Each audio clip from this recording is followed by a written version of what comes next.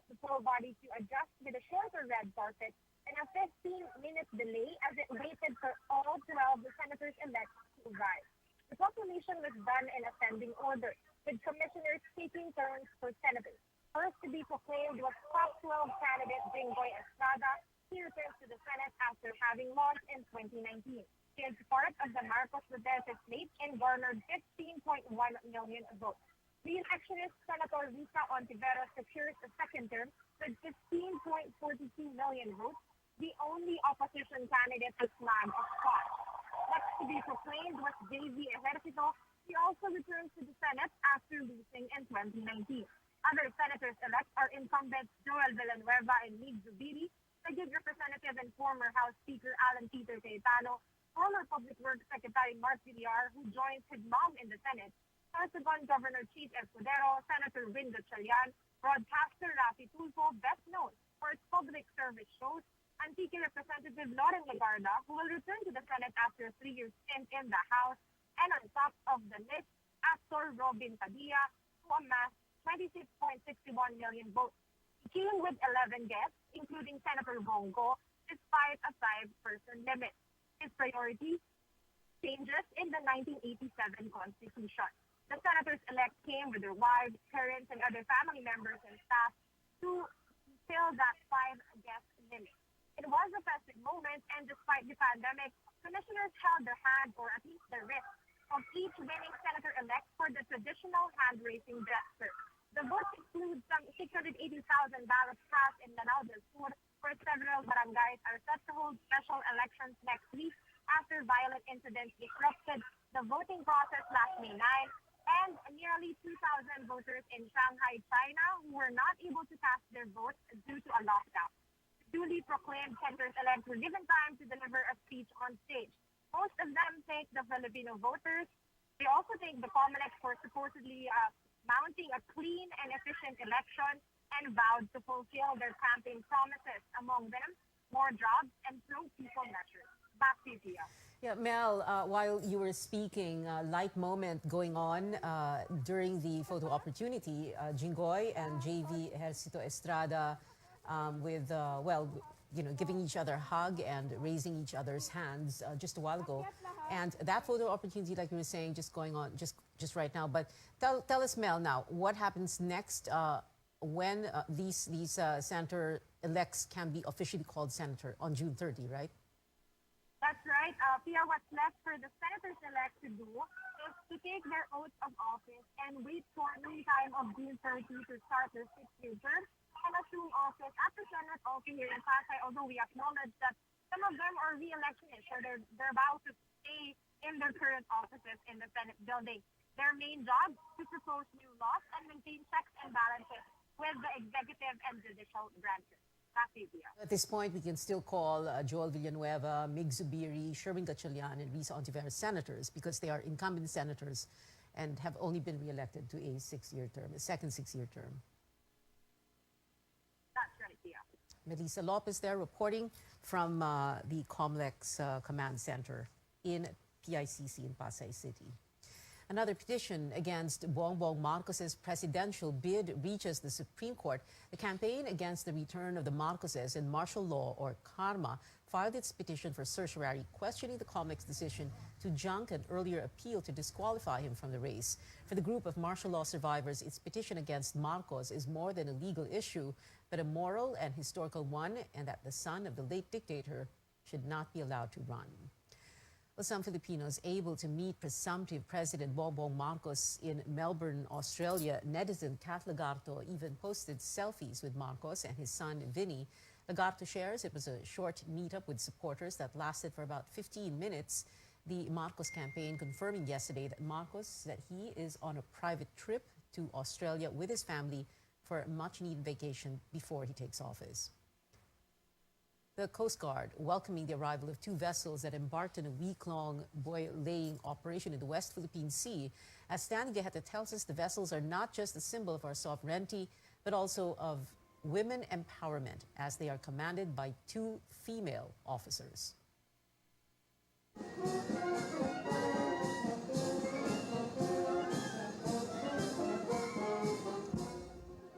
It was a day of honor and pride for the Philippine Coast Guard and the whole country after buoy navigation markers were successfully installed in the disputed waters in the West Philippine Sea. Coast Guard officers conducted buoy laying operations from May 10 to May 17 near Lawak Island, Likas Island, Parola Island, and Pag-asa Island through 2 buoy tenders carrying the Philippine flag, the BRP Corregidor and BRP Buhiador, together with other vessels based in Palawan. We have mobilized the largest Philippine Coast Guard contingent in the West Philippine Sea with 5 PCG ships and 2 fixed-wing aircrafts and some 350 Philippine Coast Guard personnel. The mission was deemed as a symbol of country's assertion of its sovereignty in the disputed waters. It also served as a celebration of women empowerment after 2 female officers commanded 2 of the 5 vessels and braved the perils of the sea and foreseeable resistance from other claimant states.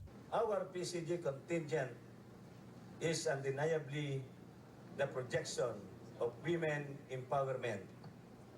What man can do, woman can do as well. Meanwhile, the China Coast Guard, which has a dominant presence in the West Philippine Sea, did not interfere with the operations. Nagmo-monitor lang sila pero for mga 10 nautical miles makikita mo lang sila pero hindi sila lumalapit sa amin. Kabuyaban and Shift Master Lisel de la Rosa of the BRP Buhiador did not find the task of leading the PCG contingent difficult. Basta marunong ka makisama sa kanila, marunong ka makitungo sa kanila, so wala kang maging problema. Kung maayos yung decision making mo, pamanukala mo sa barko mo, susunod naman sila. The navigation markers will guide sailors and Filipino fisher folk at night and will clearly mark the Philippine territory. Yun naman ang gusto nating lahat ng mga Pilipino to say that what is ours will be ours. So this is also a way of asserting our ownership. Stanley Gahete, CNN Philippines. Now, here are other headlines you need to know. The Labor Department says the new order increasing the minimum wage in Metro Manila by 33 pesos will take effect on June 3. The order brings the minimum wage rate in the capital region to 570 pesos for the non-agriculture sector and 533 pesos for the agriculture sector. The department says if the wage order for Western Visayas will be published tomorrow, it will also take effect on June 3. The agency adds minimum wage earners in Ilocos, Cagayan Valley, and Caraga are also poised to get higher pay ranging from 30 to 90 pesos. And it is official, it is already the onset of the rainy season. The Weather Bureau Pag-asa made the announcement after recording the presence of frontal systems and severe thunderstorms in the last few days. Now, this means Metro Manila and the western sections of the country can now expect intermittent rains associated with the southwest monsoon. More stories here on Newsnight. Health Department greenlights a second booster shot for senior citizens and medical workers. And it is green and go for the much-awaited collegiate cheer dance competition with 8 squads finally returning to the UAAP stage. You're watching CNN Philippines.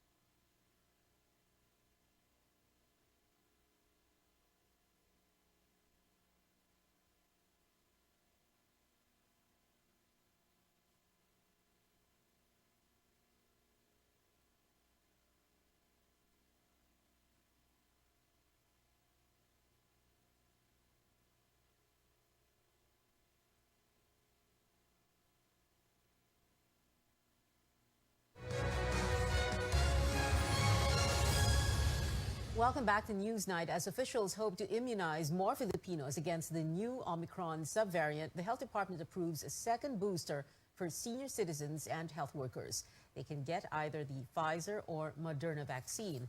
The government is hopeful this will help increase booster uptake and achieve the goal of 77 million vaccinated Filipinos by late June. But Caroline Bonkin reports health workers still face challenges in reaching last-mile vaccinees. About 2 million Moderna COVID-19 vaccines are expiring in 2 weeks, yet millions remain unvaccinated or unboosted in the country. These were mostly bought by the private sector. Their shelf life were already extended, but the stocks remain unused. Presidential Advisor for Entrepreneurship Joey Concepcion now asking the Health Technology Assessment Council or HTAC to follow the US CDC guidelines. This means allowing a second booster shot for 50 years and older or age 12 years and up who are moderately to severely immunocompromised and not just adults with select illnesses. He says this will address expiring vaccines, speed up booster uptake, and prevent surges due to new variants. But aside from the U.S., the Vaccination Operations Center chief says HTAC also looks at guidelines from other countries like the UK. She says focus should be in inoculating those with zero and low protection against COVID. Ayaw natin, yan ang maging basis. Hindi ba? Dapat the benefits of the vaccine should outweigh any risk rather than ipilit natin kasi mag-expire. Yes, masasayang yung bakuna, but if the experts feel na hindi naman kailangan na wala tayong magawa. Yes, they're about to expire. So kung pwede nang payagan na kaagad para magamit.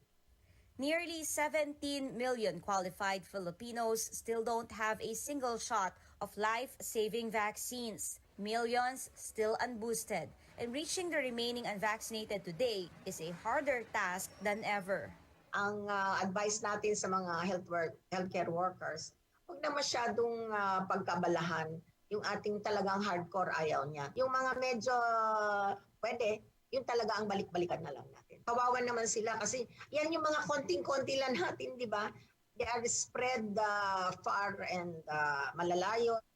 8 regions have at least 1 million unvaccinated people each. In Barili, Cebu, we met 78-year-old Matelina Flores, still unvaccinated and not keen on getting one. She says she rarely leaves home anyway.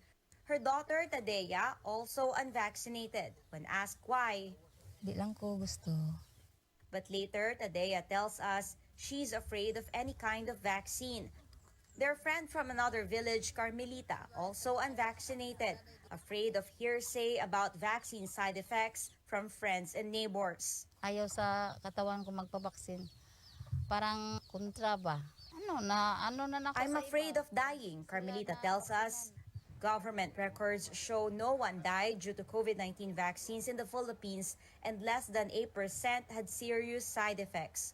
No health worker has reached out to them yet to address their doubts, but all of them firm that no one and nothing could convince them to take the shot. Pagbuot sa Ginoo They man. said they're just leaving their fate to God. Caroline Bonkin, CNN Philippines. Metro Manila mayors are bent on preventing another surge in cases in the region where cases of the BA.2.12.1 have been detected. Lois Calderon explains how officials are using the situation to convince people to get boosted. City mayors regroup with health authorities as a new Omicron subvariant seeps through the capital. All cracks are being checked for any signs of clustering, they say. The 2 cases in Metro Manila are not in Quezon City, no. But of course, this does not discount the possibility of local transmission. So our surveillance team are very much prepared. We have 5 active cases and none of them are of this subvariant. We will just continue to ensure that our people are vaccinated. Cities have been fortifying their wall of immunity against COVID-19 mutations. So mayors move to convince their constituents, especially those qualified, to get vaccinated with booster shots for a second time. In Quezon City, Over 835,000 people have been inoculated with first booster out of the target 1.2 million. Based on their guidelines, the second booster will now be made available to everyone, I think 18 and above. In San Juan, Mayor Francis Zamora says up to 80% received their first booster shot. I also would like everyone to get their booster shots. How city officials chart their battle plan against this subvariant jive with what health experts advise, especially as immunity from the primary vaccine could wane.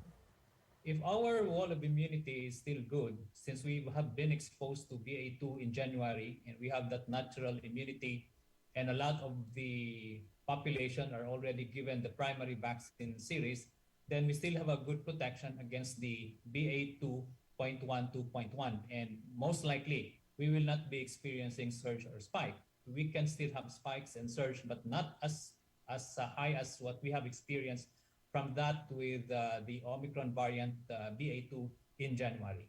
If you got already the infection, then after around 90 to 6 months, 90 days to 6 months, then probably your immunity has gone down. So you need to have booster already. With the Omicron subvariant regarded as low risk, city mayors say they will not convene yet as Metro Manila Council. Border restrictions or lockdowns are being ruled out for now. The past months have seen hospitals no longer overwhelmed, but they're not letting their guard down. Metro Manila's battle plan has a singular theme. Instead of seeing this Omicron subvariant as an emerging crisis, they're using it as an opportunity to convince more people to get booster shots. But vaccine hesitancy is the other firewall that city officials need to break through. Lois Calderon, CNN, Philippines. In the United States, the Food and Drug Administration has authorized a Pfizer booster shot for children 5 to 11 years old. The third shot may be given at least 5 months after the two primary doses. Pfizer said a booster raises Omicron fighting antibodies by 36 times for children of that age group. The matter now goes to the CDC, which is set to meet on Thursday. Other headlines, U.S. officials now think the China Eastern Airlines flight that crashed in March could have been intentional. Flight data reportedly suggests someone in the cockpit deliberately downed the plane. The Boeing 737-800 was flying from Kunming to Guangzhou when it crashed, killing all 132 passengers and crew on board. Investigators have not found any mechanical or technical problems with the aircraft. Finland and Sweden, which have been neutral for decades, have officially applied to join NATO. NATO Secretary General Jens Stoltenberg says they will work through any issues with member countries regarding the application. Turkey has said it was against Finland and Sweden's NATO membership. A new report by the World Health Organization and UNICEF shows almost 1 billion persons with disabilities and senior citizens are denied access to assistive technology that would make their lives easier. Chrissy Di Matura goes deeper into those figures. Desiree Quazon is visually impaired. Her disability, however, is not a hindrance to using a cell phone. She can easily compose a message and hold conversations. Yan, meron na po siya tinatawag na talkback doon sa may accessibility settings ng inyong mga cellphone. Kaya, yun. So, kami na mga blind po ay magsi-cellphone din na parang yung mga sighted lang. Minsan nga po may mga sighted na i-insultoin ka. Kala nila hindi nakakapag-type. Through the phone features, she has joined a group of voice talents. Sa aming mga visually impaired or totally blind, normal po ang ma-discriminate na parang, ang ganda ka na lang. Desiree had to stop school for lack of funds. She's supposed to be a college freshman this year. Gusto daw niya laptop sana kasi kailangan. College na kasi, yun talaga hindi ko kayang bilhin. The World Health Organization and UNICEF have called on governments, industry donors, and civil society to fund and prioritize access to products that aid people with disabilities. A new report published by the two United Nations agencies states that more than 2.5 billion people are in need of so-called assistive products, such as wheelchairs, hearing aids, or apps that support communication and cognition. In the Philippines, the National Council on Disability Affairs, or NCDA, admits that extending assistance for persons with disability is a work in progress. NCDA Executive Director Emerito Rojas says the agency is coordinating with the private sector and local governments to help in the assistance program for PWDs. The government provided to those deserving or indigent recipients. Hindi po yan libre sa lahat. We have other partner providers that provide that if the government cannot provide it for free. The WHO and UNICEF say nearly 1 billion PWDs, particularly in low and middle income countries, have no access to these products. For Daishril, her family hopes that visually impaired people would have the same opportunities as the rest with proper access to assistive products. Chrissy Matulak, CNN Philippines. In other news, broadcaster and former special envoy to China, Mon Tulfo, is arrested for cyber libel. Tulfo is now under the custody of the Special Mayor's Reaction Team at the Manila City Hall after his arrest this morning. The Manila Regional Trial Court Branch 24 issued the warrant. Former Justice Secretary Vitaliano Aguirre confirmed to CNN Philippines he was the complainant in the case. Aguirre previously filed numerous libel and cyber libel charges against Tulfo regarding supposedly malicious newspaper columns. Mon Tulfo is the brother of Senator-elect Raffy Tulfo. Lots of action when we come back. Team Philippines bags its first gold medal in yet another sport in this year's Southeast Asian Games. And a win for UAAP fans with a cheer dance competition finally happening this weekend. We'll tell you where to buy tickets after the break.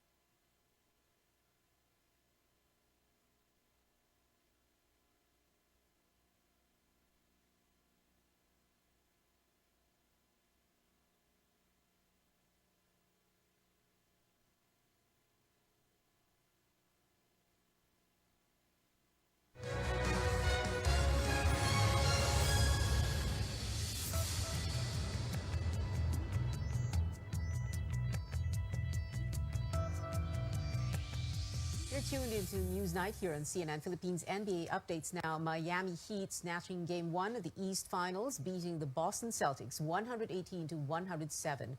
Jimmy Butler scored 41 of Miami's points. Game 2 kicks off Friday, 8:30 a.m. Philippine time. Here at home, get ready to see all kinds of stunts on the UAAP stage again. Some schools announced ticket details for the cheer dance competition. The event is set for Sunday at the Mall of Asia Arena. Adamson University and FEU Athletics posted that they will begin ticket sales tomorrow, while the UP Alumni Group said selling opened at the school this morning. Now on to other SEA Games events. Team Philippines hauls in medals in billiards today. Johan Chua earns the country's second gold in the sport, winning the men's 9-ball pool singles. Carlo Biado clinches the silver medal after losing to Chua. And in men's one-cushion carom singles, Francisco de la Cruz and Efren Bata-Reyes take a bronze each. Plus, the national team also claims its first medal in archery. The trio of Pia and Monica Bidaure and Phoebe Amistoso struck gold in women's team recurve. Pinoy fencers complete their SEA Games run with the men's foil and women's saber teams getting bronze today. The Philippines now has 1 gold, 3 silver, and 4 bronze medals in fencing. In basketball, Gilas Pilipinas crushes Singapore for its 3rd straight win, final score 88-37. The country remains steady at 3rd in rankings next to host Vietnam and Thailand. The Philippines medal tally is at 133, and 36 of those medals are gold. And that is it for now. Join me again on News.ph at 7 p.m. I'm Pia Ontiveros for Newsnight, where we go above and beyond the headlines.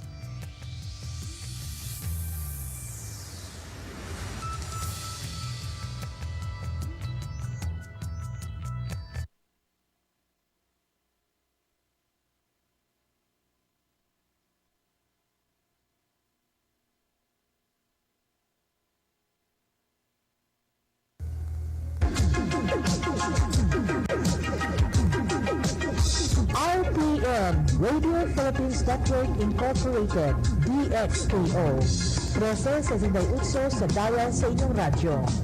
RPN DXKO, ang Radyo Ronda, dili sa Dakbayan sa Cagayan de Oro. Sibiyahan na may galaon sa katawhan, andam mo serbisyo sa tanan. Ang RPN DXKO Radyo Ronda, sakop sa KBP, kapisanan ng mga broadcaster ng Pilipinas.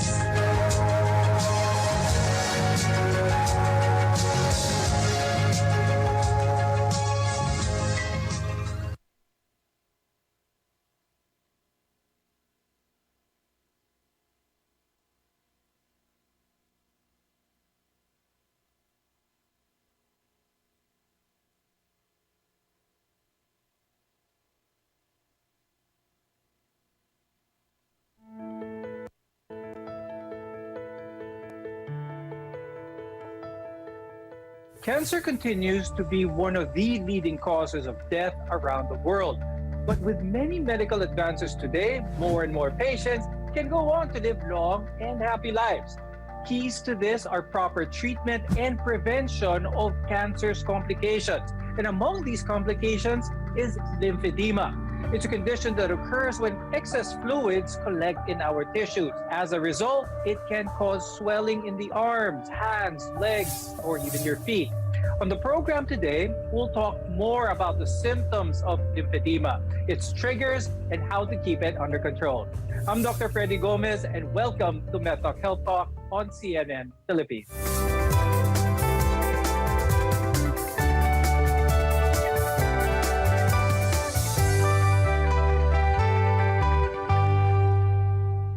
If your neck, arms, or legs are swollen and in pain, you might have lymphedema. Our guests are here today to tell us more about this condition and tell us how we can best manage it. With us is Dr. Ramayana Diaz Garcia, who's an adult cardiologist and vascular specialist from St. Luke's Medical Center in Quezon City, as well as Global City. Also with us is Mr. Jason Francis Rojas, who's a lymphatic specialist at VRP Medical Center and St. Luke's Medical Center, Global City. Doc Maya, I'll start the discussion with you. For our viewers to better understand lymphedema, let's first give a brief background. What is the lymphatic system? The lymphatic system is actually part of our vasculature, though it's actually considered as the forgotten child of the vasculature family. We know arteries that carry the blood from the heart to the rest of the body, and the veins that carry the blood back to the heart. Now, the lymphatic system is composed of multiple vessels that also has fluid inside that performs 3 major functions. It works as drainage of excess fluid from the tissues, it absorbs fat and fat-soluble vitamins from the digestive system, and even acts as a defense mechanism through the lymph nodes and its organs to fight off bacteria, certain microorganisms, and certain diseases as well. Now, Jason, what happens when our lymphatic system is damaged, either for one reason or another? We will be discussing one of the more common reasons later on. But what happens, Jason, kapag na-damage ang lymphatic system ng isang tao? Right. So with chronic damage to the lymphatic system, you expect that the lymph or the fluid within the system cannot actually flow as well as in the normal system. And an immediate and often very debilitating concern that may happen is what we call lymphedema. This is where the limb swells, and it's not just found in the limb. No, you can also have lymphedema or swelling in the chest, in the face, and in the genital area. Pag-usapan naman natin ang mga reasons or one of the more common reasons why someone might have lymphedema. Dr. Maya, let's talk about that, yung mga common reasons for this. Any conditions that may impair the function of the lymphatic system will cause lymphedema. So we have certain infections, parasitic infections, such as that of filariasis, or what we commonly know as the infantiasis. We also have certain history of thrombosis, venous thrombosis, that can also lead to impairment of the lymphatic system. And of course, certain conditions, particularly cancer treatment, that also affects the lymphatic nodes, that impairs the function of the lymphatics, leading to lymphedema. Now, let's talk about the reason why someone may have lymphedema due to cancer. Dr. Maya, what types of cancers are usually seen with this complication of lymphedema? So lymphedema would usually present later on the course of the treatment of the patients. Most cancer patients will be undergoing certain therapies and certain treatment. Because some malignant cells can invade the lymphatic nodes, the treatment would sometimes involve removal of certain of the lymph nodes, and even the radiation therapy or brachytherapy can destroy these lymphatic nodes, leading to impairment of the lymphatic system, leading to lymphedema. Now, Jason, ano yung main symptoms nito? Bigla-biglaan bang magkakaroon ng swelling for someone who's had cancer treatment for this? You know, Doc, that's the interesting about lymphedema. No? There is no a specific onset, for example. Just to give you an idea, I've had some cases of lymphedema coming to my clinic 2 weeks after surgery. I've also had cases where the patient had breast cancer surgery 10 or even 15 years ago. So there's really no specific date of onset. But one thing we did notice is that the closer it is to surgery, actually within 2 years from surgery, then your risk is about 56%, especially if it's axillary dissection.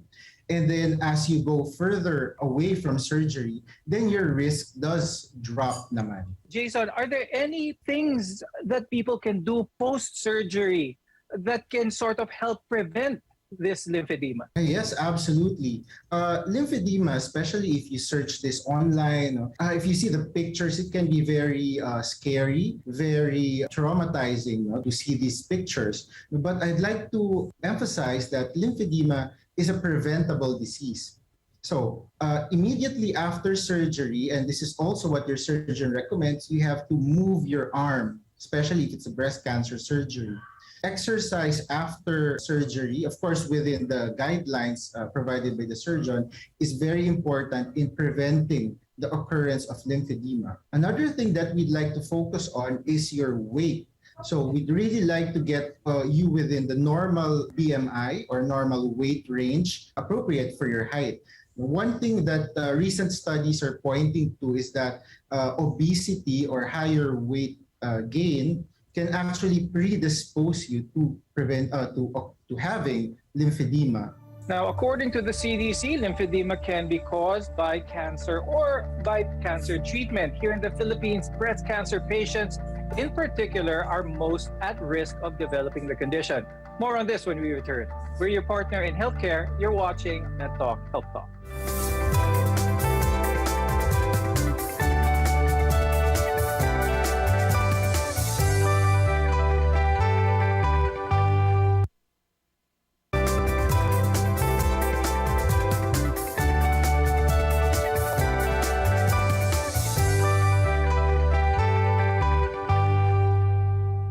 I'm Dr. Freddy Gomez, and welcome back to MedTalk Health Talk, where caring is our calling. Now, many people battling cancer are at risk of developing lymphedema, a condition that occurs when our lymphatic system isn't really working as they should.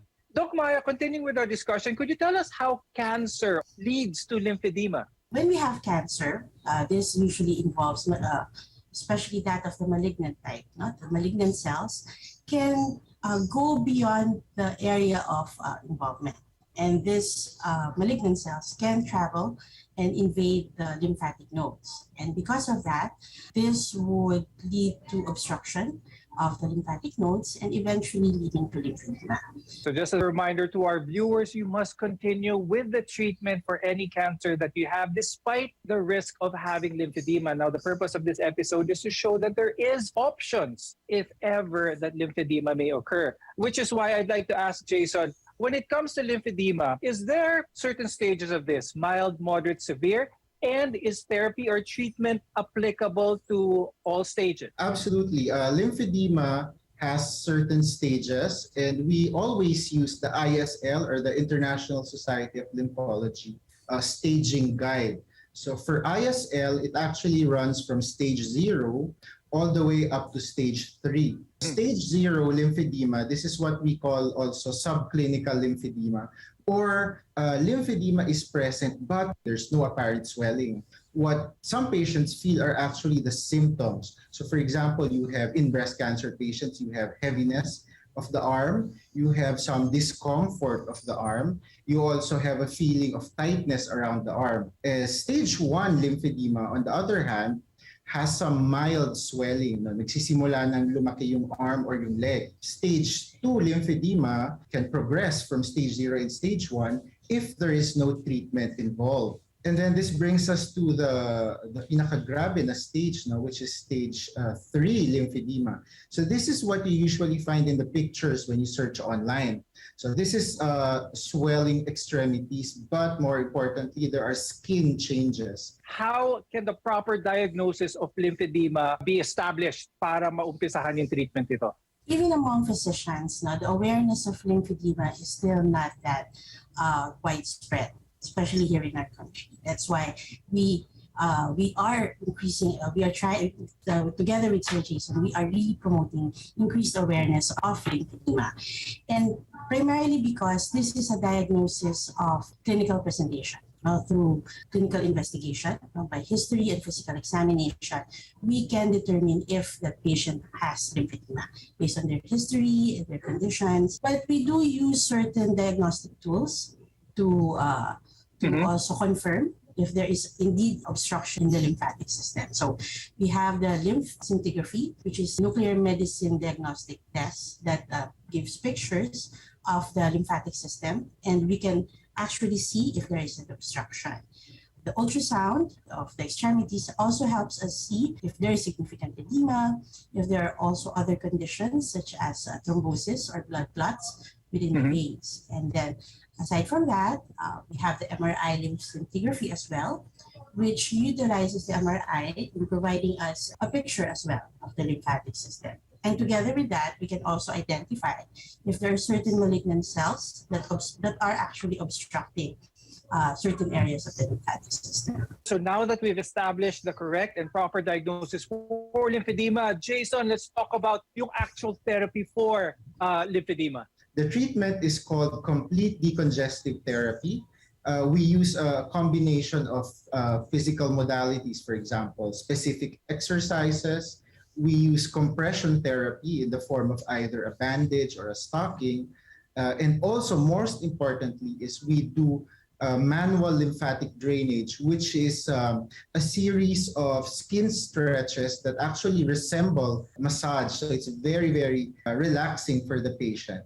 But at the same time, this relaxing technique will also give you very, very good clinical outcomes. You will really see very good decrease in your size of the arm or leg, and also reduction in your symptoms. But maybe a lot of people who are watching this who do have lymphedema might be asking, may ibabalik pa ba yung same symmetry?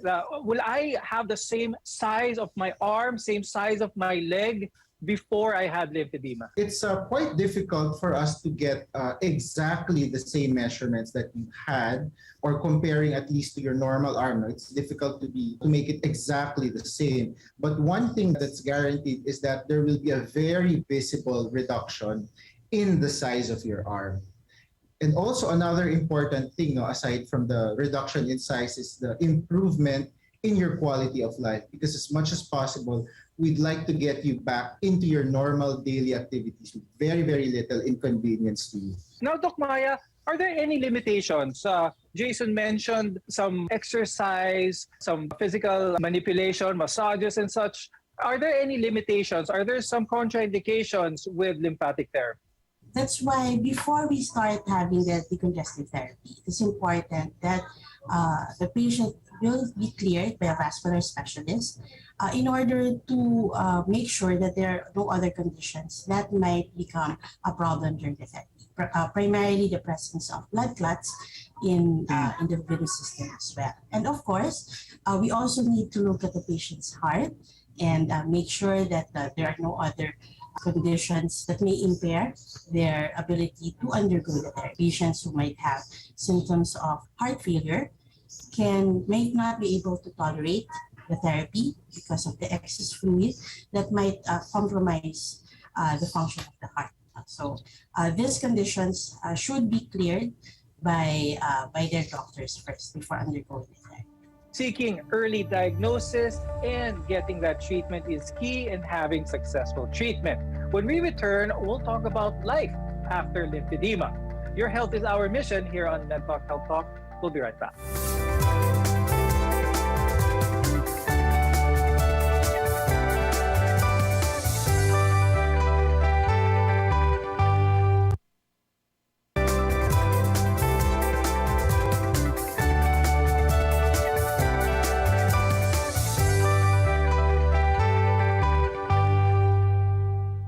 I'm Dr. Freddy Gomez and welcome back to MedTalk Health Talk. Now, living with lymphedema can be a very big challenge, but there are steps that you can take in order to control the swelling, relieve the pain, and get back that quality of life. Doc Maya, once treated for lymphedema, pwede ba itong bumalik? Yes. So we don't actually say that a person with lymphedema will be totally healed. So this is a chronic condition that you may have a certain course of therapy, but that will still be continued with a good lifestyle, proper way of doing your daily activities. And you still have to go back to your therapist regularly to have this, to at least make sure that the lymphatic flow is already still maintained.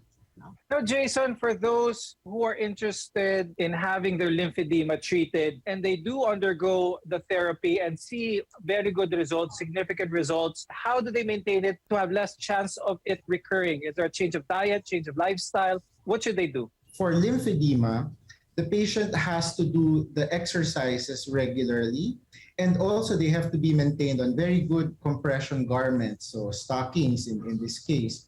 And I'd like to point out that the quality of life after receiving treatment is very marked. And also, as to the diet, it would follow mostly the general healthy diet that we espouse. One thing that we should reduce is the intake of salt. Definitely, because that will help puff up the extremities again. Now, Doc Maya, for those who are interested, do you have any tips on how they can get in contact with maybe groups? Are there any support groups for those with lymphedema or for added awareness regarding lymphedema? As a vascular specialist, now I belong to the Philippine Society of Vascular Medicine, and the Council on Lymphedema comprised also of lymphedema specialists who also trained abroad to also bring back here in the Philippines the training and also establish clinics that would address this problem. So there are certain institutions already, certain hospitals already with lymphedema clinics, and they can ask their doctors if they can be referred to a vascular specialist so that they can be diagnosed properly. So as more and more cases of cancer do arise, we get higher and higher chances of a lymphedema patient suffering or having this complication. So the more awareness that we give people out there, the better that we can be able to properly diagnose and properly offer treatment as well. Before we go though, Jason, do you have any tips or final words for the viewers? Essentially, what I'd like to really encapsulate is that there is definitely hope when treating this disease. It doesn't matter if the lymphedema started 2 days ago or 2 years after your surgery. There's definitely hope. And I'd like to also share with you a group that I founded. It's an online group. It's called the Philippine Lymphedema Network. So just type this on Facebook, and then you'd be directed to a site that actually shows the before and after pictures of some patients. And also it provides you a venue where you can interact with a lymphedema specialist. And also it will provide a venue where it can direct you to a qualified lymphedema practitioner that's closest to your area. And with that, I'd like to thank cardiologist and vascular specialist Dr. Ramayana Diaz Garcia and certified lymphatic therapist Jason Francis Rojas for being with us today, sharing this very important awareness for our viewers. We appreciate your time and your insights very much. I'm Dr. Freddy Gomez, and we'll see you again next time here on MedTalk Health Talk.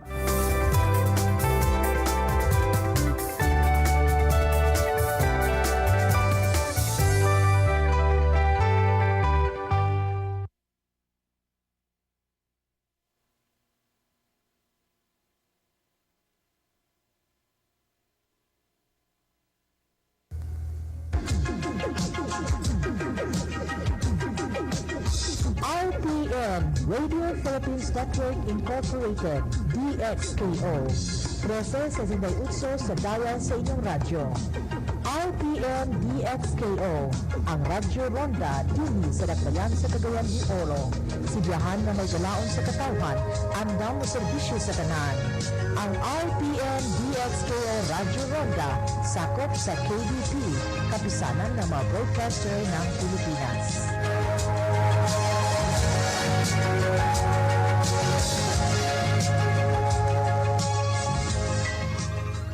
SMC, San Miguel Corporation.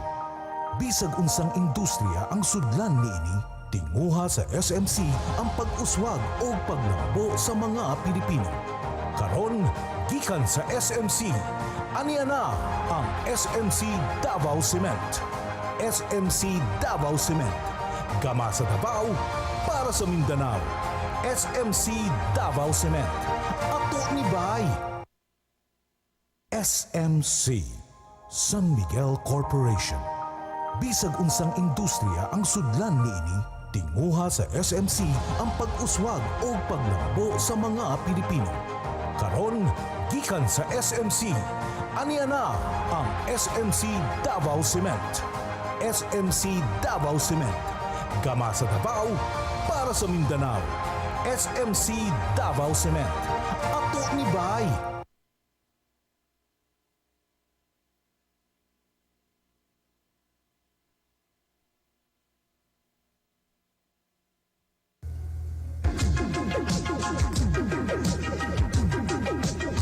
RPN, Radio Philippines Network Incorporated, DXKO.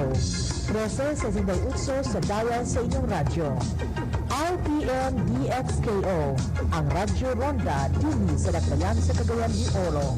Sibiyahan na may galaon sa katawhan, andam mo serbisyo sa tanan. Ang RPN DXKO Radyo Ronda, sakop sa KBP, kapisanan ng mga broadcaster ng Pilipinas.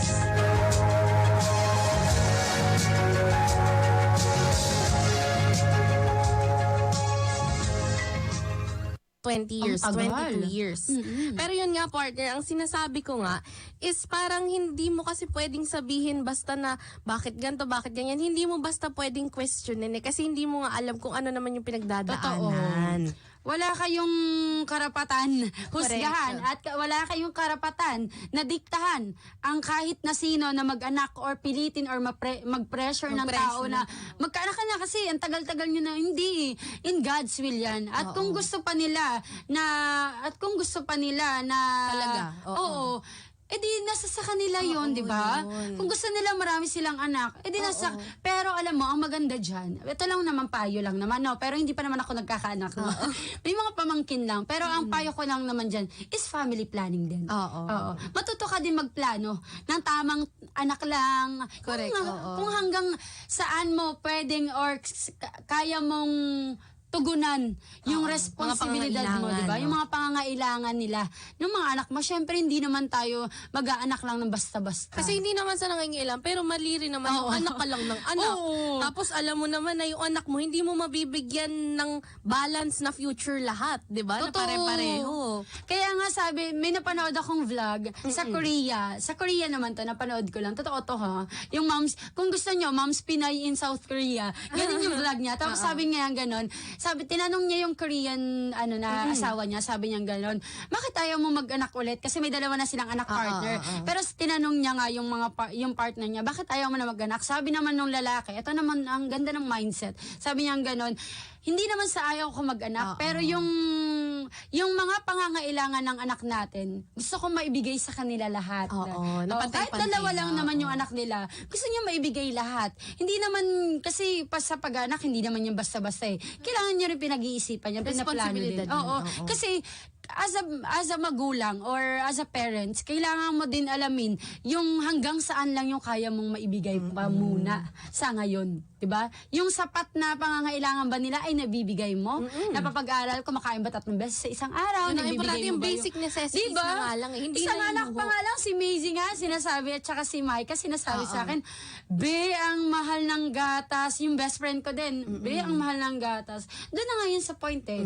Kailangan mo talagang, kung hindi mo pa maibigay, yung kaya mong ibigay doon sa anak mo. Yung dapat. Oo, yung dapat na ibigay mo sa anak mo. Huwag mo na sigurong marami. Oo. Pwede naman may gap nga eh, di ba? Kaya kami kasi magkakapatid, gap namin 2 years eh. Oo. Kami nung kapatid ko, si Manu, 2 years yon. 1998 ako, 2000 siya.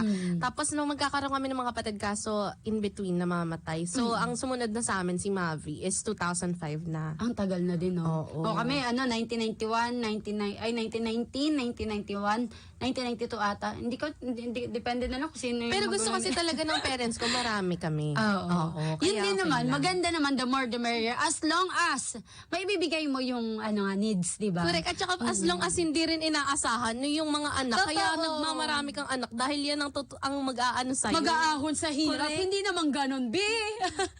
Yan sis, Cheres. Hindi naman ganun dapat yung mindset natin. Pero partner, bago nga tayo magpatuloy, no? Ibigay na natin ang daan. Wow, bigyang daan. Siyempre, bigyang daan. Ang mga balitang hatid ng ating pangalawang bugso ng Ronda Patrol. Ronda Probinsya. Ayan partner, nakahanda na ang mga iba pang aktibidad sa Provincial Fiesta. Naku, fiesta na nga ng Ilocos Norte. Ang detalye niya ni hatid ni Ronald Idol Domingo. Magandang gabi, Ronald. Yes, magandang gabi ulit kasamang Rashid, kasamang Mara. Nakahanda na ang mga iba pang nakalinya na aktibidad sa Provincial Fiesta ngayong taon na pinangunahan ni Governor Macho Marcos Manotok. Sinabi ni Provincial Tourism Officer Mr. Ayn Raquel na isasagawa ang Himala sa Buhangin sa darating na Mayo 28 sa Paway San Junes. Gagawin din ang fluvial procession sa Mayo 30 sa bayan ng Badok, Ilocos Norte na dadaluhan ng mga opisyal ng probinsya at iba pang bisita.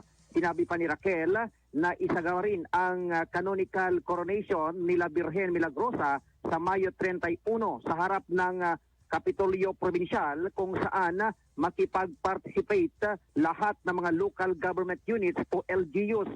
Naniniwala sina Governor Manotok at Ginoong Raquel, na maging matagumpay at maayos ang nasabing selebrasyon ngayong taon dahil pinaghandang mabuti ito ng probinsya. Balita mula dito sa Ilocos Norte. Ito si Patrol Ronald Idol Domingo, nag-uulat para simpilang may tudong lakas, DWIZ. Maraming salamat Ronald Idol Domingo. Samantala Central Luzon nananatiling nasa alert level 1 ayon sa IATF. Detalye niyan ihahatid ni Johnny Gole. Johnny, hello again. Yes, mayap niya bengi na nananatiling nasa alert level number 1 sa COVID-19 itong Central Luzon. Batay ito sa ipinalabas na kautosan ng Interagency Task Force on COVID-19 o IATF. Saklaw nito yung 7 lalawigan at 2 highly urbanized cities dito sa Central Luzon. Ayon dito sa IATF, kahit na bumaba na ng husto ang recorded cases ng COVID-19 sa Central Luzon, ay hindi pa rin umano kailangang maging kampante ang publiko dahil patuloy na merong banta nga itong virus at maging ang variant nito sa sandaling magluwag nga ang pamahalaan. Gayun pa man, sa nasabing estado o alert level number 1, bukas na yung lahat ng mga negosyo at balik face-to-face na rin ang mga paaralan. Ngunit paliwanag ng IATF na patuloy na ipairal ang safety standard protocols gaya ng mandatory na pagsusuot ng face mask, regular na paghuhugas ng kamay sa sabon at limitadong social distancing. Sa kabuuan, ayon dito sa Department of Health Region 3 o DOH, meron pang 1,881 ang active cases ng COVID-19 sa Region 3. Nitong nagdaang linggo, nakapagtala ang kagawaran ng 31 na bagong kaso ng sakit. Kaya umaabot na ngayon sa 361,478 ang kabuang naging kaso ng COVID-19 sa Central Luzon mula nang pumasok na itong COVID-19 sa bansa. Mula dito sa Gitang Luzon, ito si Johnny Gole, Central Luzon Patrol. Nagulat sa impirang ito dulakas di WIC. Ayan, maraming salamat sa ating mga Ronda Patrol partner. Pero bago tayo magtapos, naku, inabutan na tayo ng oras partner. Bukas ulit. Siyempre marami tayong panahon. Pero nga sa ngayon partner, eto na ang ating verse of the day. Ating verse of the day sapagkat ito ang pag-ibig sa Diyos na ating tuparin ang kanyang mga utos at ang kanyang mga utos ay hindi mabibigat. Mula po iyan sa 1 Juan chapter 5 verse 3. Yan ang ating verse of the day. At bago tayo tuluyang magpaalam partner, ano ba yan? Ano nangyayari sa akin? Pinasasalamatan ko muna ang ating mga nakasama dito sa himpilan sa pangunguna ni Engineer Jeric Barreto. At syempre nandyan din ang ating social media na si Kim Gomez at ang ating communication assistant na si John Punay. Ayan, muli maraming salamat po sa pagtutok at pagsubaybay dito sa amin sa trending ngayon. At bukas po ulit, syempre magkikita-kita ulit tayo dyan alas 6 hanggang alas 7 ng gabi. Ayan. Partner, magpaalam na tayo. Maraming salamat po sa pagtutok dito sa trending ngayon. Muli, kami po ang inyong ka-trending at kasama ngayong gabi. Ako po, si Mara Valle. At ako naman po si Rashid Docsin. Susunod na ang programang Radyo Klinika kasama si Miss Maru Pahati Sarne. Bye! Trending ngayon.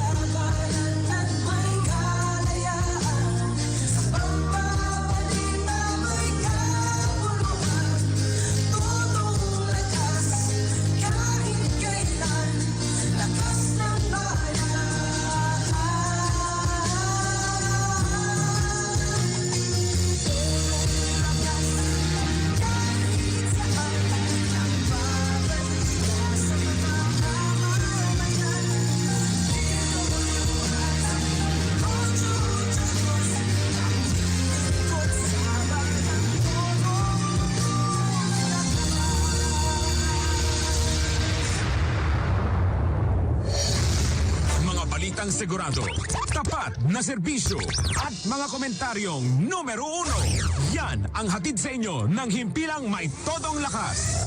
DWIZ 882.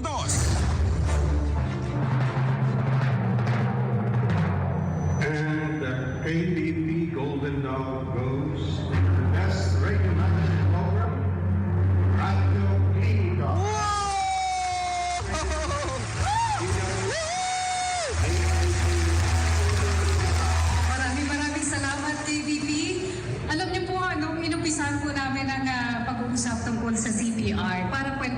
po ito. Sinuggest ko po sa Philippine Heart Association na siguro dapat ituro natin ito sa lahat. At doon na nga po nag-umpisa, kanila pong isinulong ang isang bill para ang CPR ay ituro na po sa lahat ng mga bata sa mga eskwelahan. Ang Radyo Klinika po ay hindi lamang po nagtuturo sa kalusugan, kundi ang aming pong hangarin ay ma-empower po ang lahat tungkol sa kanilang kalusugan. Maraming salamat din sa DWIZ 882 AM sa pagtitiwala po sa akin na hawakan ito sa loob ng 20 taon. Maraming salamat. Narito na ang programang maghahatid sa atin ng dagdag kaalaman tungkol sa iba't ibang karamdaman. Radyo Klinika sa DWIZ. Programang hindi ka malilihis dahil ang maglilinaw sa atin ay mga piling medical specialist. Radyo Klinika sa DWIZ. Programang bukas para sa lahat, lalo na sa mga taong may problemang pangkalusugan na naghahanap ng kaliwanagan. At ngayon, narito na ang programang Radyo Klinika. The KTV Golden Dog for Best Radio Magazine Program Host, Maru Makati. DWIZ. Alam nyo, masarap po pala talaga humipo ng gintong ibon kapag sa'yo na talaga. For so many years po, nakikihimas lang ako sa DWIZ. Every time mag-uuwi ang aming istasyon ng Golden Dog. But now, thank you so much po. Maraming salamat din sa KBP. Dahil sa inyo, walang maliit o malaking broadcaster. Lahat ay pantay-pantay. Maraming salamat po. Magandang gabi. Hello! Good evening mga kaibigan. Welcome po dito sa Radyo Klinika sa DWIZ. Ako po si Maru Pahati Sarne at ngayong gabi ang pag-uusapan po natin mula sa tulo. Hindi ba yung vowel dun sa uli? Pero itong tulo, hindi rin dapat ito pinagwawalang bahala. Basta po may sexually transmitted disease, dapat po yan pinapatignan at ginagamot. Kaya ngayon, ang kasama po natin isang napakaganda pong urology surgeon at na magpapaliwanag po sa atin ang kahalagahan na malaman natin ang lahat tungkol po dito sa sakit na ito. Si Dr. Enith Magallanes. Hi Doc, magandang gabi sa iyo. Magandang gabi po, Miss Maru. Yes, Good Doc. evening everyone, sa listeners. Good evening po. Oo. Ang mga lalaki ba, komportableng magpatingin sa isang babaeng urology surgeon? Usually yung medyo mas bata, sila yung medyo mas nahihiya. Although,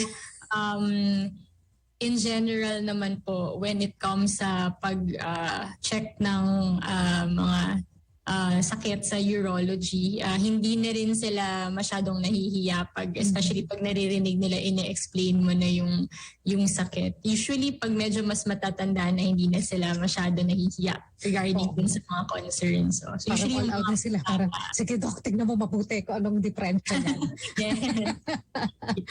Lalo na nagagalit na yung misis ko. Kailangan nila solusyon agad. Oo nga, bakit nga ba nagkakaroon ng sexually transmitted disease? Of course, alam natin, nanggagaling yan sa pakikipagtalik. Pero paano mo nakukuha at bakit yung iba parang napapatagal, hindi na ipapakonsulta? Opo. So, meron pong mga sakit na nakukuha sa pakikipagtalik. So, ang mga sakit na ito usually nakukuha dahil ang pakikipagtalik walang proteksyon na ginagamit. So, for example, hindi po gumagamit ng condoms sa mga lalaki. Sa female, meron na rin pong mga female condoms ngayon. And diaphragm na tinatawag. Oo. At the same time, yung sexual practices ng mga pasyente na nagkakaroon nito ay hindi monogamous. Ibig sabihin, iba-iba po ng partner. Tapos, yung mga practices na walang protection, yun nga po, yun yung dalawang pinaka-importanting reason bakit nagkakaroon nito. Pero yung pinaka-common na dahilan bakit hindi nagpapa-check up, kasi yung ibang mga patients hindi nagkakaroon ng symptoms agad. So yung iba, pag nagkaroon ng simptomas, doon na lang po nakakapagpa-check up. Kaya mabilis din po siyang kumalat kasi hindi napapansin. Hindi nagkakaroon ng simptomas yung ibang mga pasyente. Hindi mo ba napapansin agad kung merong sexually transmitted disease, yung kasex mo, yung kadiig mo. Hindi mo ba nalalaman yun? Naaamoy? Meron, meron pong mga manifestations ng sakit. Meron pong mga pasyente na merong mga ulcers or parang mga sugat or warts doon po sa kanilang ari. So pwede po yun maging sign ng infection. Yung iba naman po, yung sinasabi nating tulo, yun nga po yung i-discuss natin tonight, merong discharge na parang yellowish to greenish yung kulay na pumapatak na lumalabas po doon sa labasan ng ihi ng lalaki. Sa mga babae naman po, ang mga pasyenteng minsan meron din po silang discharge, pero hindi po lahat. Tapos paminsan, yung pakikipagtalik nagiging masakit para sa mga babae kasi namamaga yung kanilang reproductive organs dahil po doon sa infection. So aside from yung mga nakikita sa balat, yung mga nararamdamang pain or yung sugat, wala po talagang telltale sign na sexually transmitted infection ang meron ng isang partner. So minsan it takes some time for the disease to manifest. So minsan magte-take ng mga 1 to 2 weeks bago po lumabas yung mga sugat na ito or yung mga sintomas na ito. So pero meron ka na. Wala pa yung sugat, wala pa yung amoy, wala pa yung discharge, pero meron na. Ando na. Oo. Okay. Yes, opo. Kaya nga po important na ma-trace natin kung sino yung mga pasyente na high risk sa mga ganitong mga sakit because of their practices para mabigyan na sila ng advice kung paano i-prevent or para hindi ito makalat pa kumbaga. So yun, kaya it's better na i-identify yung mga pasyenteng mataas yung risk magkaroon ng mga sexually transmitted infection kasi minsan nga po hindi po ninyo nalalaman na yung partner nyo meron na agad unless na may manifestation na po siya. Oo, syempre minsan hindi naman yan sasabihin na meron siyang ibang kasama, di ba? Hindi, magkigera kayong dalawa. Walang aamin, syempre. Yun na lang. Pag kunyari nagkabukingan dahil nga nagkaroon, bigla si Mrs. Sabi ni Mrs. Faithful naman ako sa iyo. Bakit gano'n? Ano nangyari? Doon po usually nagkakaalaman. Alam mo, yung nakakalungkot minsan may nangyari sa isang kakilala ko na nahawahan siya ng HPV, yung human papilloma virus, nung kanyang asawang lalaki na ibigay sa kanya. Pagkatapos nagka-cancer siya at nasawi dahil lamang doon sa pagiging promiscuous o pagkakaroon ng ibang partner ng kanyang asawa. Nakakalungkot nga po ang mga ganyang stories kasi yung ibang partners hindi aware na yung partner nila meron na ring dala. So kaya nga po importante na both male and female maging aware tsaka maging mag-practice ng safe sex. So it would be good na yung information na meron tayo, kaya po maganda po itong program ninyo, no, para malaman ng lahat na merong mga paraan para ma-prevent, maiwasan ang ganitong mga sakit. Oo. So HPV is a virus, pero may bacteria na nakakahawa rin na saniri ng sexually transmitted disease?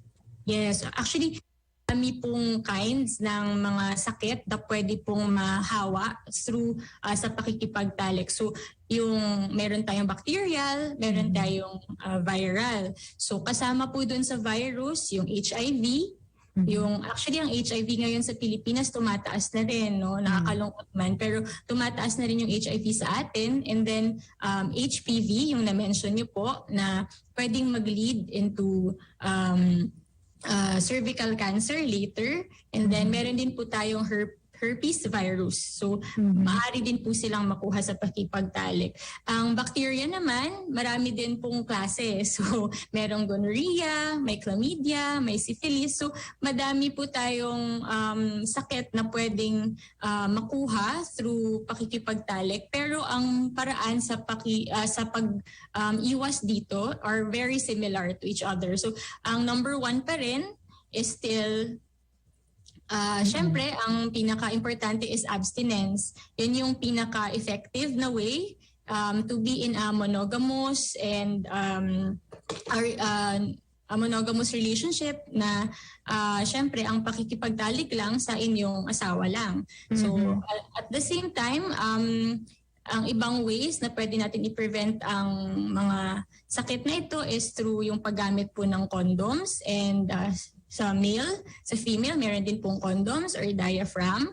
And then sa HPV, meron po tayong vaccines na pwedeng ibigay, especially sa mga females na at the age na nakikipagtalik po sila. So, maaari na pong magbigay ng HPV vaccine for both males and females to prevent infection.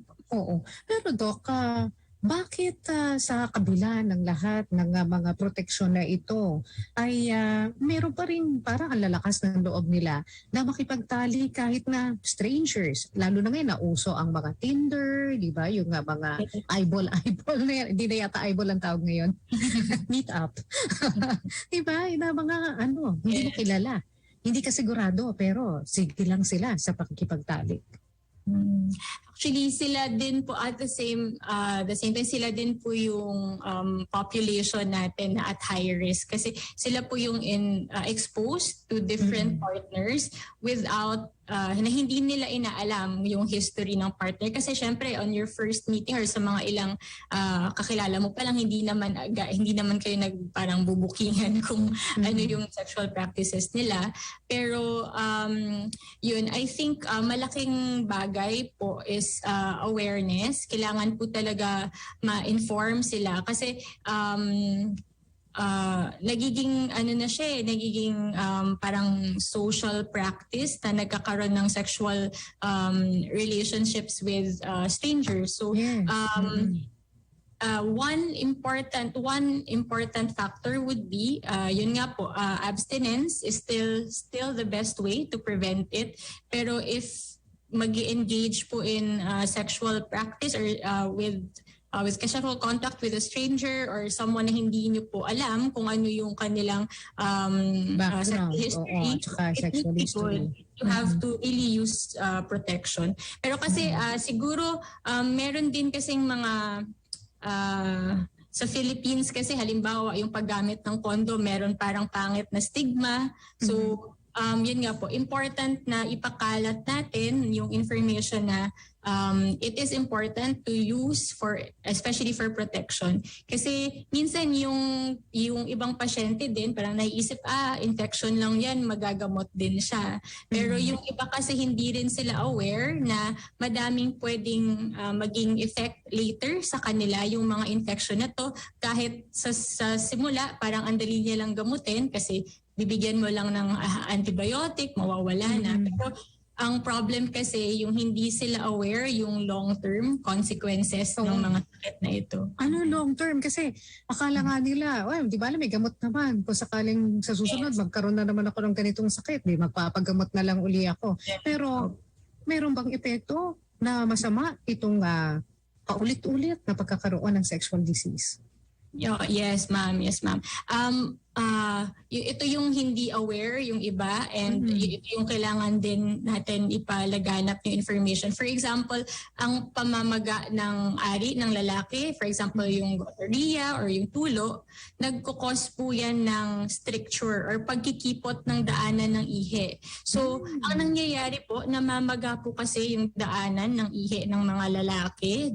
Dahil sa pamamaga na iyon, parang nagdidikit siya, nagkakaroon ng scar yung ari. So yung ibang mga pasyente nagkakaroon ng pagkipot ng daanan, hindi na sila makakaihi dahil doon. So ang nangyayari, kailangan natin silang operahan pa ulit para makalabas ulit yung ihi nila. So one of the long-term consequences yan for males. So another would be yung pag ang infection nila kumalat na rin sa ibang parte ng kanilang reproductive organs, pwede pong mag-cause ito ng pagsascar or ang tawag doon parang nagkakapeklat sa prostate or sa kanilang testis, sa itlog, na pwede ring mag-cause ng pagbawas ng kanilang fertility. So sa males po yun. Sa females naman, ang magiging problem, especially kasi females, hindi nagkakaroon ng unang symptoms agad, yung mga initial infections. Pero once umabot na po yung infection sa ovaries, sa fallopian tubes, namamaga po ito. And ang tawag po natin dito ay pelvic inflammatory disease. And itong sakit na ito, aside from sobrang masakit siya para sa mga babae, masakit yung puson, masakit yung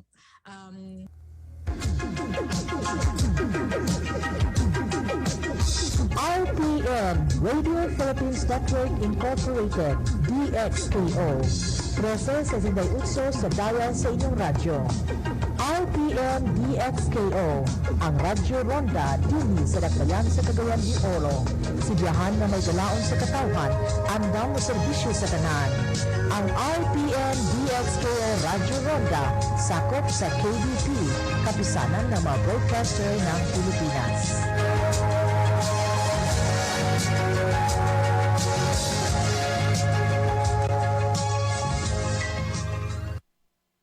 Sol, naka-HIV? Ano, Dere? Nakighilawas ka ba nga walay proteksyon? Nakaagi ka ba og sexually transmitted infection? Nagagamit ka ba og ginadili nga droga? Handa kay Kuray. Kung duna kay pagduda o pangutana, bisita sa Alagad Mindanao Facebook page o tawag sa 0930-247-9988. Ang imong pagkatao protektado.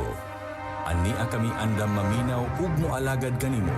Kini nga mensahe gikan sa Alagad Mindanao ug KBP ug niining estasyon. It's a lunch break with a 30 cannon job. It's a lunch break with a 30 cannon job. Mag-ready na ta, ka 11:30 na. Abogado nga ambungan nga duha. It's a lunch break with a 30 cannon job. It's a lunch break with a 30 cannon job. It's a lunch break with a 30 cannon job. Wala negosyo ang lifestyle, hindi lang sa lunch break. With a 30 cannon job, it's a lunch break. With a 30 cannon job, it's a lunch break. Lunch Break with Attorney Ken Tamala and Attorney Jofna Malata. Sabado, 11:30 sa buntag hangtod 12:30 sa hapon sa RPN TV5 ug DXKO Radio.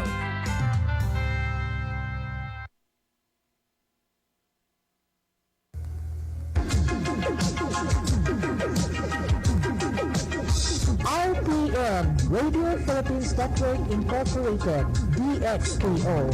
Proses sa Sinday Utso sa Dayan sa inyong radyo.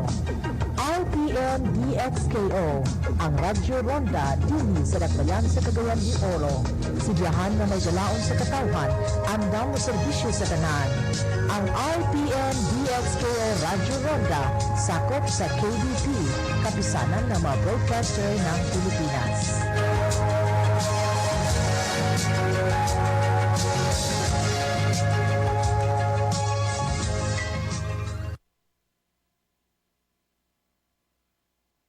Manila ipagkakalat sa clinic.